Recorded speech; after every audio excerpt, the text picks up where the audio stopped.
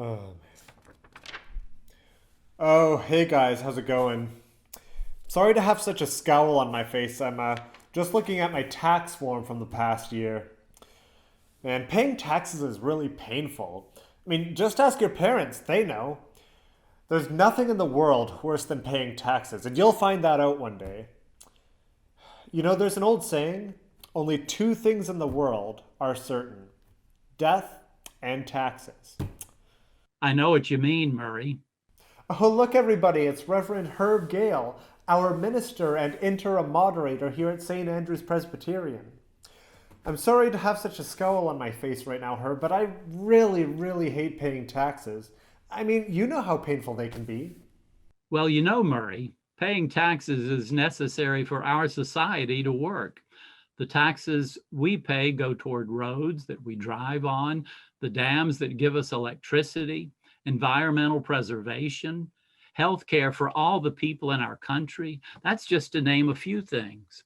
No one likes giving money away, but we all need to contribute to these important services. I mean, that's fair enough.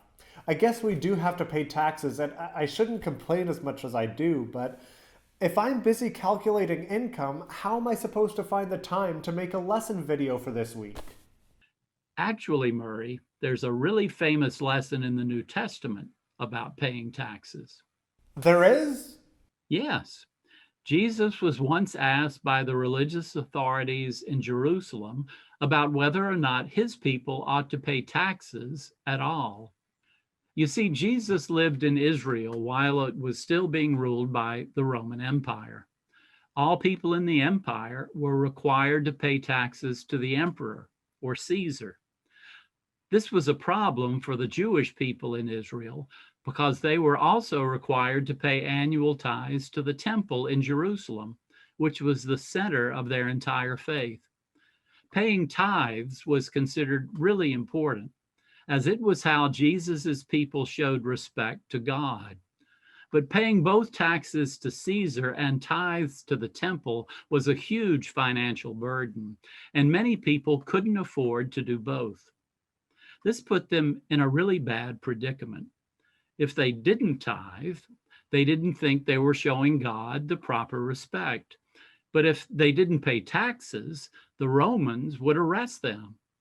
Now, you and the kids have already talked about how the religious authorities in Jerusalem wanted to get rid of Jesus. So they presented him with this puzzle. Jesus. Is it better for the people to pay taxes to Rome or to give tithes to the temple? This is genius. If Jesus says that giving tithes is more important than paying taxes, the Romans will finally arrest him. But if he says that paying taxes to Rome is more important, his disciples will abandon him. Excuse me, do you have a coin on you? Oh, sure. Here you go. Look at this coin. Whose face do you see stamped on it? Why, it's Caesar's face, of course, just like on every other coin. Well, if Caesar's face is stamped onto the coin, then this coin must belong to him. I suppose so. Well then, give Caesar what belongs to Caesar, and give God what belongs to God. Jesus was able to outwit the Pharisees because he knew that how much money you give away isn't what God values. What God values is our hearts, how we are on the inside. We feel things like love and empathy because God made us, and his face is stamped on all of our hearts. We belong to God, and God wants us to give him our hearts, not our wallets. Well, that's really good to know. I mean, the kids and I all know how important it is to honor God, but how can we do that? I mean, I know how I can donate money to causes like PWSMD, but how can I donate my heart to God? Well, Murray, Jesus also told us how to do that. Look out! The Pharisees are coming! And they brought Sychar, the sensible solicitor! He's a lawyer, but he's sensible. He's also the temple's leading expert on the law. All right, Jesus. If you know all the answers, then tell us this. What is the greatest of all the commandments? Oh man, that's a tough one. There are so many commandments in the scriptures. How can Jesus possibly answer sensibly enough for Sikar, the sensible solicitor? I wish he would just change his name. It's true that there are many laws recorded in the Scriptures. However, there is only one Spirit to be found in all of them. Every rule that was written down by the prophets was meant to help people remember God in everything that they do and honor Him always. Therefore, whoever remembers these two rules will remember God's Spirit and stay on the right side of the law. Love the Lord your God with all of your heart, soul, and mind, and love your neighbor as much as you love yourself. That answer is sensible. Jesus knew that the point of the laws in the scriptures isn't to make us out to be bad people so that God can punish us. All of the rules in the Bible were meant to help the ancient Hebrews become followers of God. Fortunately, Jesus picked out two rules for us to remember in order to understand the entire spirit of God in the scriptures. Love God and love each other. Well, thank you so much for giving us that lesson this week, Reverend Herb. It's good to know that we can give our hearts to God through our good actions and our kindness to other people.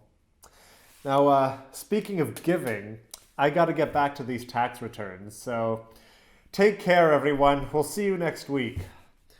Where's my calculator? Good luck with your taxes, Murray, and goodbye, kids. Here are some story review questions. What do you remember from the story? In Jesus' time, who ruled over all Israel? Why was there such a big financial burden on so many Israelites? How did the Pharisees plan to trick Jesus? What did Jesus say were the two most important rules to remember? Here are some questions that you can discuss with your family. What are some of the rules that you have to follow at home? What about in school? Are the rules you follow at home different from the ones you follow in school? Why do you think that rules are so important? What's one rule at home or at school that you think is the most important? Think about the two rules that Jesus said are the most important. What does it look like to love God with all of our hearts, souls, and minds? What does it look like to love our neighbors as much as we love ourselves?